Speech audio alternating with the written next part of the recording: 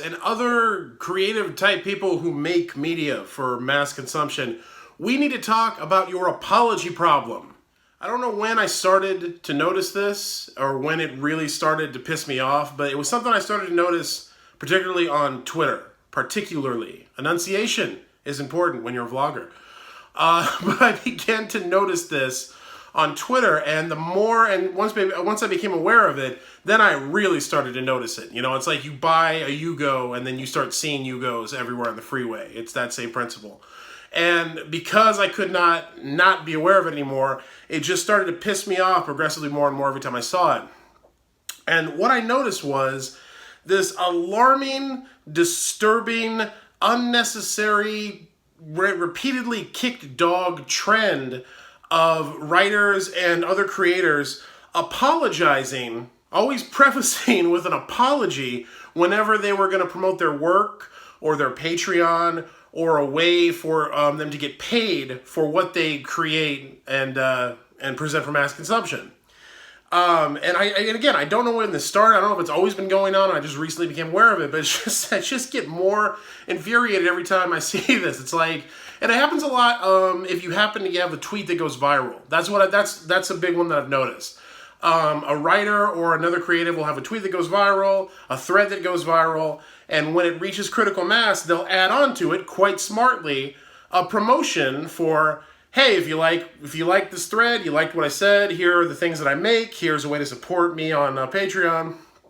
And that is a very smart thing to do. You're maximizing your audience and your exposure. But I keep seeing this incredibly deferential, like apologizing, the shame. That's what we really need to talk about. It's not your apology problem, folks. It's your shame. It's always like, you know, I hate to do this, guys, but here's a link to so-and-so. I'm really sorry I got to do this to you guys, but here's a link to so-and-so. Just this, and I hate seeing that. That mentality is such ridiculous, unnecessary, just beaten down bullshit. You never owe anyone an apology for trying to make a living off of your work. If you are presenting things for the consumption of an audience and that audience consumes it, you are absolutely 100% entitled to be compensated for the entertainment and the product that you have provided them. That's economics 101, folks. That's, you know, whatever you feel about capitalism, we can all agree on this basic life-affirming, life-sustaining premise that I do work, I should get paid for that work. The problem is the perception around that word work and what the mass audience considers and doesn't consider to be work. See, here's what happened. A long time ago, in the long ago, someone had an idea. I picture a bro, like a white mall food court gangster bro in like a backwards hat and sunglasses because he doesn't understand how that works. I picture that guy having this idea. And his idea was, hey, we've got this new digital technology and this whole internet thing. What if I never pay for any of the media I consume again?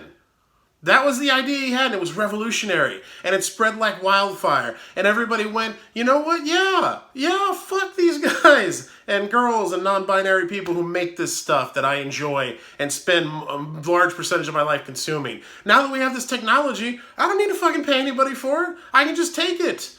And then all the corporations saw that they were doing this, and you know what they said? They said, all right, cool, if that's what you guys want.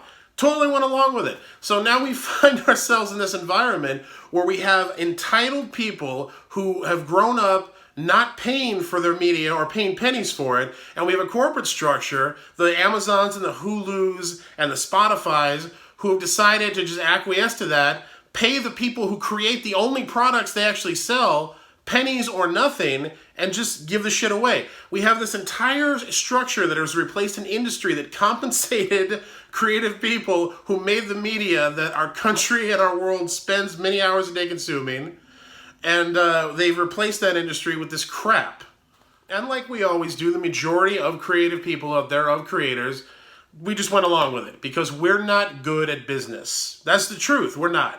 There are a few of us, a small percentage, who are good business people, but the majority of creators are scattered and in desperate need of validation and filled with neuroses and self-loathing and shame that's been just knocked into their heads and hardwired into them for generations of this crap in every industry, publishing, television and film, comics, whatever it is. All of these industries have spent the last century beating you down and devaluing your profession and devaluing your contribution to the overall product when you are in fact the only originator in this process, the only architect. Everyone else is an adapter of your work, and because they realized they were wholly dispensable when compared to you and that you could have all the power if you really wanted it, they created this structure where you were at the absolute bottom of the process. You're at the end of the money tap, down in the muck where the water turns gray. And it's such a shame that we've allowed this to happen, that the generations before us, the Writers Guilds, have done nothing to stop it, and we find ourselves in this place. And again, I'm talking to writers because this is the Writer's Room vlog, and I'm a writer, but this applies to all creators out there who make media that people consume. You know what I hate? I hate chairs. And I know that's a very bizarre sentence, but just allow me just a very short time to elaborate. Chairs are one of the biggest scams in retail goods, I feel, because they know that you're never going to buy just one chair, right? Like you buy a dining room table or whatever, you have to buy a bunch of chairs to fulfill that. Very rarely do you buy just one chair. So they upcharge you for all the different chairs, knowing you're going to buy the set. And most of the time when you buy like a table, you end up paying twice as much for the fucking chairs. That's how they get you. I hate chairs. My wife and I went lawn furniture shopping for a temporary set of, that was the thing. We bought a house, we have a backyard for the first time. We want to redo the backyard, but it's going to have to wait a while because again, nobody wants to pay more than $4 for an ebook. We're going to have to wait a while to do that, so we said, in the meantime, we're going to go and we're going to get a temporary set of chairs and a table so we can enjoy our backyard. So it's just going to be a set to hold us over. So we went to what was told us to be a discount lawn furniture store, outside store. And this is all they do, is they sell discount lawn furniture. And I saw a set when we walked in that I thought was okay. Just okay. Like even for a temporary set of lawn furniture, I thought that would be just okay. And I go over and I see a tag on one of the chairs, like it's a table with like 7 or 8 chairs. And I look at the tag on the chair and it's almost $700. And I lose my freaking mind. I'm like, they want $700 for this set that I just thought was okay even for a temporary lawn furniture set? Then I realize that's just for the fucking chair. It's $700 a chair for these chairs. And there's 8 of them. And my wife, when she watches vlogs, is going to roll her eyes because she's heard me rant about the cost of chairs a lot. But it really sticks in my craw. And I think one of the underlying reasons it pisses me off so much is because I am a freelance writer and I am used to crafting a product that no one wants to pay for even when they want the product. That's the thing. You can be a chair maker and make a chair and charge $700 for it, and assholes will pay that because they're used to being upcharged for chairs. That's the only reason. They're used to it. And because they can't digitally download one yet. Wait till 3D printing becomes a thing. Then the chair maker's going to feel my fucking pain. But until then, they're able to get away with this bullshit. So here's the thing. You are willing to spend $700 a chair for 8 chairs. You get your chairs home. You sit in your chair. You get out your phone, which you paid probably $1,000 for, your smartphone that you're still paying down. And you had no problem with that because you had to have the big new fancy iPhone. And then what do? You watch a video. And if the maker of that video said, hey, could you kick me $1 for the video you just watched for free? You'd be like, fuck you, Jack. Who are you to ask me for money for a video that I watched for free? Or you read an ebook, and if someone said, hey, would you maybe pay more than $3 for that ebook? They'd be like, fuck you, man, it's an ebook. It's nothing. It has no legs on it. I can't sit in it. What the hell is this? What is it worth? So you're sitting in your $700 chair on your $1,000 phone, refusing to pay for the shit that is entertaining you and occupying your time while you were in the chair on your phone. Do you see why when you really start to break this stuff down, I get very angry?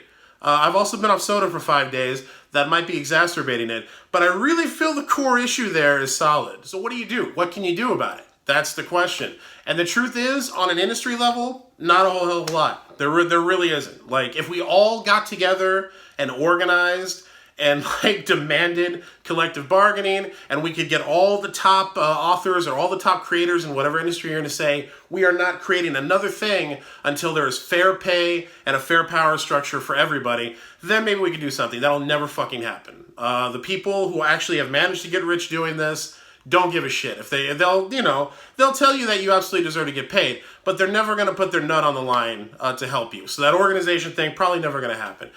You can't look to guilds to help you. If you write science fiction and fantasy like I do, the only guild there is has no bargaining power with anybody other than like a small, internet magazine. Even the Writers Guild of America, which is a guild with actual bargaining power, they always end up kowtowing to the studios too. There's nothing that you can do on an industry level. All you can do is manage your own shit. Every creator at this point has to be their own small business. There's really no other choice. And Patreon and tip jars and all that stuff is a good start, and it's a good mechanism. But what you have to do on top of that is, one, stop fucking apologizing. Stop apologizing to your audience for asking them to compensate you for the work that they are ingesting and enjoying. Stop it. Okay? You need to educate your audience about how they are being entitled pricks, even if they don't realize it. Even if they have just come up in this system where we've reduced all this digital media to being dirt cheap or free, and they don't even realize they're taking advantage of you. Educate, don't apologize. That would be, if you take nothing else away from this episode of the vlog, take that away. Please, freelance writers, creators, anybody who makes media. Educate your audience, don't fucking apologize to them. They owe you, not the other way around. That's just basic economics. There's nothing wrong with that. Stop feeling shame. No shame. Education, not apologies. See, the idea is there, okay? Cutting out the middle people and going direct to the consumer. That's the idea. That's the future. That's what needs to happen. There needs to be no publisher. There needs to be no studio. And I'm sorry, but it's just like it really is at that point. It's past that point. The majority of creators in all of these industries, in comics and publishing and entertainment, they cannot make a living doing the things that they do. Even if you sell marginally well at this point, with the cost of living the way it is, it's ridiculous. So the idea is there, going direct to the consumer, that is the good idea. But you have to take it further. You have to re-educate a new generation of that audience, of the direct consumer audience, to see you as that business face. You are your own publisher. You are your own studio. You are running a business here. You are creating a product that they consume and enjoy on a regular basis and want to keep consuming and enjoying, and they have to compensate you fairly for that product. That's the missing component, and that's what we need to work on next. You got to get away from this. You got to get away from this deferential shit, man. I mean, look, I'm not saying don't be grateful to your audience. I am grateful when anyone spends money on my stuff. And kind of baffled still, to be honest with you. But at the same time, I am aware that it is a business transaction. They are getting more than fair value for their money, all right? I'm not obligated. I shouldn't have to come over to their house and wash their fucking car. Like, that's the way I see a lot of creators treat their audience. You're in such need of validation, and you've been trained and you've been devalued to such a point where you just can't see the forest for the trees anymore. So that is what we need. That's got to be the next step. And maybe there'll be several steps beyond that, but can we start with that? If you are a creator and you get to that place of realization of like, I need to cut out the middle people and I need to go to consumers directly, that's great. But can you take it to the next step and start that re-education process? Because it's the only thing I believe that's going to save us. That is it for this week. Excuse me for wearing my ranty pants, but the channel is called Angry Writer, so there you go. Seriously, I really hope you took to heart what I said, because I deeply believe what I said, all hyperbole and color and verve aside. Like, the point is valid. I will be back next week. I'm keeping it going since the vlog returned last week. Thank you again for everybody who stuck around. I was gone for a couple of months. Views didn't suffer, subs didn't suffer, and I'm honestly very grateful. It was an amazing thing to see. You commented saying, welcome back, glad to have you back.